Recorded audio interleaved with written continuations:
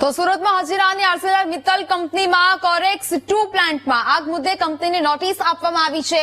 ધડાકા સાથે લાગેલી આગમાં 4 કામદારોના મોત થયા હતા। ધવલ પટેલ, ગણેશ પટેલ, જિગ્નેશ પારેખ અને સંદીપ પટેલ નામના કામદારોના મોત થયા હતા। 4 કામદારોના મોત બાદ ઇન્ડસ્ટ્રીયલ સેફટી વિભાગની કાર્યવાહી, જ્યારે કે એએમએનએસ કંપનીનો કોરેક્સ 2 પ્લાન્ટ બંધ કરાવી દીધો।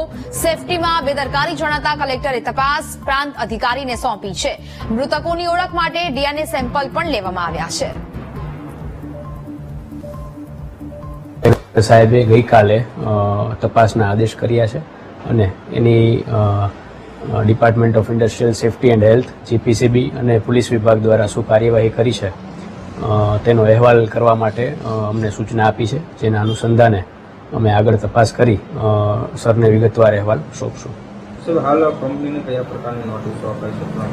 કંપનીને હાલ ડિપાર્ટમેન્ટ ઓફ ઇન્ડસ્ટ્રીયલ સેફટી અને હેલ્થ દ્વારા ટેમ્પરરી ક્લોઝર નોટિસ આપી છે। એ પછી આગળની જે